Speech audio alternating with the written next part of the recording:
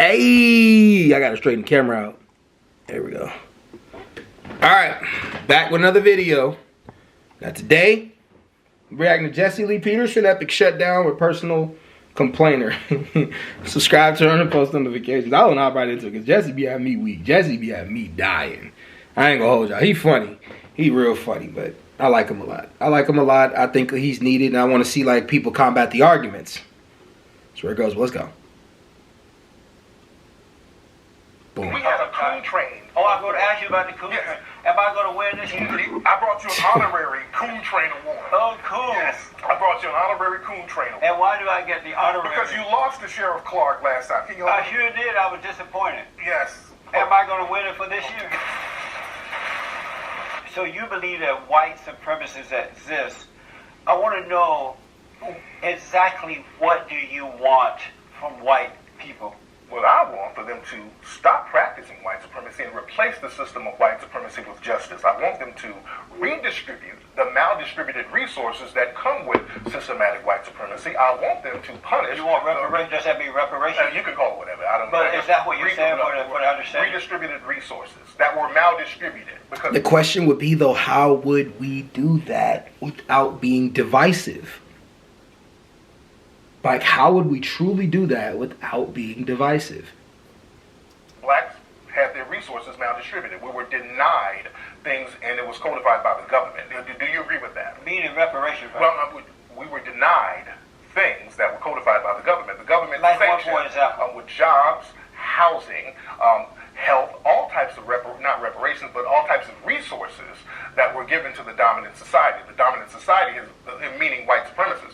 They've been giving reparations for the last 200-300 years. Amazing. So, right. And so you want reparations for white people exactly. You want them to stop being white supremacists. Reparations from white people or the resources that were generated from free African labor. If it wasn't for free African labor, there would be no wealth in this country, Jesse. Do you agree or disagree with that? I disagree. Okay. Where did it come from? Where did the wealth of this country come from if it wasn't for free African labor? The hard work of the men and women, the good men and women of this country. So the free African labor weren't good men and women? Let me ask you this. So the free African labor, those were not good men. I want to ask you deflecting means you don't believe what you say. Jesse's never gonna agree with you on anything. He's just not. Oh, I thought this was 7. I'm like, damn, sorry, it's been 7 minutes already. I want to ask you another question. Deflecting means you don't believe what you just said, but I got you. I grew up under the Jim Crow laws. White supremacy. And while growing up, black Americans, including my family members and others, did better for themselves then than they do today, and they were not complaining about white supremacy. Yes, they were, Jesse. You're telling a lie. Looking at me telling a lie. Yes, they were, Jesse. Jesse, they had the Montgomery. You grew up in Montgomery. Jesse, they had the Montgomery bus boycott where you live, brother. I didn't live in Montgomery. For those of you who don't know who this guy is, his name is Tariq Nasheed. He's actually a really intelligent brother. Y'all should look him up. You said you live near Montgomery, yeah, right? Right. But they had a bus boycott, brother. Why was there was a bus boycott that led off the civil rights movement? That was to change the law, the white so that blacks would be treated under the law exactly equally. But let me ask you so we agree. But it was about all that other mess. Right. But we agree. You actually agree with me. But go ahead, brother. Let me ask you. Go ahead, sir. I grew up under Jim Crow law down in Alabama. Right. My family members and other blacks that we knew owned land. They took care of themselves. They learned to work hard. They were very creative. There were black universities that they would go to combat as professionals. They had money. Matter of fact, I have one of my aunts, her husband got married, bought buku land. Those black universities were funded by whites, by the way. Bought buku land. But the black universities were funded by whites. Is that a negative? I'm just saying, you're making it seem like it was an independent thing. Unfortunately, it was just like all universities now. They got some money from the government, and they put money in themselves. And they funded many of them in the South so they could keep white people in the South, so they couldn't go in the North and compete with the immigrants that were coming in. But that's neither here nor there. But go ahead. Let me finish the point. Blacks they got married for the most part, had their children under the umbrella of marriage. The kids were decent kids where they didn't kill each other, whites or blacks. And those kids went on to do well in life. They were not having abortions. They were not having truckloads of children out of wedlock. why were blacks more decent and love was right and did was right? Decent. This dude. Blacks have always been decent, man. Think about it. All that rage and stuff that white people think black people are gonna unleash on white households. You've had 400 years. We're better people than that. Always been better people than that. People who talk like this make me laugh, man, because it's like, dang. And it's like, it's coming from somebody from our own skin. They love doing this kind of stuff. Putting somebody up like this to talk for us and stuff like that and say all the things we don't want to hear is crazy. It's dope, though. It's what he chooses to do. It's how he makes his money.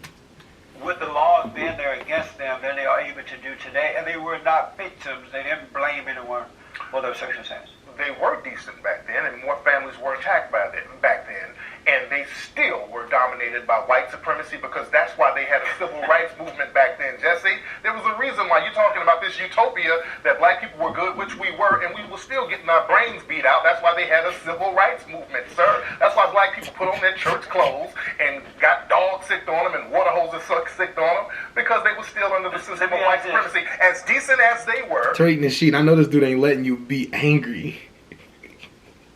You know your point is better than his. He clown in the moment. They worked hard. They were educated, and they were still getting beat up by the white supremacists, Jesse. So we can't. So if white people don't give you reparations, will you live a life of unhappiness, feel like a victim, and blaming them the rest of your life if they don't give you reparations? Well, the thing is, we have to do the best we can do, unfortunately, under a system of white supremacy until we learn how to produce justice. This is why victims of white supremacy have to get codes in order. But it is weird hearing him consistently say white supremacy while being wealthy, because Tariq Nasheed has a lot of profit in this country. He's benefited a lot off of this country. So, like, that's why Jesse is important, even though he's a clown. Like, he's important because it makes you think about, wait a minute, like, this man has a lot of money calling on white supremacy all the time. It's a little weird. How did you surpass white supremacy? Why don't you just teach us that? Why are you only teaching us about the side that makes it more complicated for us to move? Show us how to move in it. You know how to do it. Right? I mean, doesn't that make sense? To replace the system of non-justice, which is white supremacy, with a system of justice. We just can't keep collaborating with white supremacy so a couple of us can get some butter biscuits and some crumbs off the table while everybody else is on their ass. Do you know who Booker T. Washington was? Absolutely. And you know that he was born enslaved, right? Yes, I do. He was. And you know that in spite of that, he didn't have that hatred in his heart. And his family was sold, his brother died off, and all kind of stuff happened to the man. Yep. Oh, yeah. But he didn't hate. And as a result of not hating, he became a primary figure in America, a good example for mankind. He founded the Tuskegee Institute. And he too was hated by the race hustlers, the so-called talented 10. Yep. You know, all those people who were blaming white folks. Do you admire him? I love Booker T. Washington. And you know what why? did you love about him? I love Booker T. Washington because he learned how to hustle white supremacists. He knew how to get out there and get all that money from those white supremacist philanthropists, and he would go to black people and say, cast down your buckets where you are. He gave a very famous speech that a lot of black people were upset about. They kind of thought he was cooning a little bit too, but secretly, you look at his autobiography, his diary, Booker T. Washington couldn't stand white supremacists, and he secretly funded black radical groups at the time, and That's this true. is why the federal government had to put agents on him, like R.R. Moten and all these people to kind of... Who told you all that? I read. You made that. Who did you read that from? I read. There's a lot of books about Booker T. Washington that you need to really read up on. There's a lot that he couldn't stand white supremacists. That's and facts. He got that money, and he... That's not true about that. He was one of them people they call a spook who sap at the door. Y'all should read about those. Read that book. A spook who sap at the door. Read that book. Because Booker T. Washington was that. He was that. Oh, that is Booker T. true. Washington was not into the white supremacy thing. Oh, yeah, he was. He He knew what the game was. Booker T. talked about the black race hustlers back then. It's documented as fact. they are He was today. conning. He was hustling. W.D. Du Bois and all those guys hated Booker Booker T. because he wasn't Booker T. hated the white Washington man. was hustling, and I love that. That's See, not true. Booker That's T. Washington, absolutely- yes, he did. It's unfortunate. Just like you're hustling the white supremacists too. And that's why I like you. That's why I'm here. Usually people who are classified as coons, I don't mess with them, but I like you because I know You know how to hustle these white supremacists by regurgitating their talking points, and they pay you and It's they give you stuff. unfortunate. And I tip my hat. Just to them. change the topic. Do you believe in good and evil? Of course, You believe there's good and there's evil. of course. And what do you And you're believe? good the way you hustle. What these do white you supremacists. believe about good and evil? That's a very empty question. I don't even know what that means. Okay. What I believe about good Let me and ask evil? you this. What do I believe about good and evil? What does that mean? You said that you are a minister, right? Yes, but And do you represent God? You just asking me random questions with no. Y'all want to know something else about Tariq Nasheed that's interesting? He used to be a pimp. Go read about it. He used to not I don't want to say he was a pimp, but he was one of those pickup artist type people. That's what he was. I just want you to think about that. Like, is somebody who's supposed to be a leader in our community, right? No disrespect to him. I think he is a leader. I think he has great information. I'm just saying that's a strange position to be in prior to that. But that's what you do to each his own. Anybody could change. It was just strange before that. Like how the pastors, like the pimps end up becoming pastors. They go out and pimp the people. I don't know though. I don't know much. I'm not disrespect. I don't know. Like, never mind. Context in it. Do you represent God? Do I represent God? Yeah. Of course I represent God. You represent God. Yeah. And so do you represent good or evil? I represent good. And so why do you act as though you don't know what good and evil is, and if you represent good? But you're asking me what's the difference between good and evil, and that's kind of obvious. So What's the difference? good means you practice justice. Evil means you practice non-justice. That's all it means. Amazing. And justice means you guarantee that nobody's mistreated, and you guarantee those who need the most constructive help get the most constructive help. That's the basic definition of justice and the basic definition of good. Do you love all white people? Just not the white supremacists. I love white people, but not white supremacists. I do not like white So supremacists. you don't love all white people? He don't love Not white people white that hate him. Do you love all black people?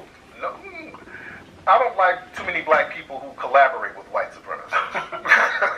So you don't like the Uncle Toms some of and the the coons, sellouts? like You like the coons? people could, and you asked me this before. You said because Jesus loved the coons, and Do you love the coons? you're like one of the only coons I like. Why you like me? I like you because I know you're hustling. If I was If you weren't hustling, hustling, would you like me? If Would you you weren't like me hustling, like Sheriff Clark, I don't like him because he's a real coon. He's not like you. I think when Sheriff Clark looks in the mirror, he calls the police on himself because there's a Negro in the house. He's a different kind of coon than you. You get money. You dress like a player. I love you, brother. I have to tell you, you're so wrong about Sheriff Clark. I know him. I don't even deserve to dust his shoes off. I'm going to ask you about the coon. I'm gonna react to Sheriff Clark. I brought you an honorary Oh coon God, this guy trainer. makes me sick. I brought you an honorary coon trainer. And why do I get the honorary? Because you lost to Sheriff Clark last time. I sure did. I was disappointed. Yes. Gotta get my brother. So am I I going to win it for this year? Yes, hold on. I don't know because the audience has to judge it. Hold on. Good. I have to give Jesse his honorary coon trainer award, right? Show him your coon trainer. There it is. Man, congratulations to Jesse. Thank you. Yes. Thank you, Black Americans. You know how to think. No, I rock with this though. All right, y'all. Subscribe, turn on post notifications. Y'all know what to do. Let's go.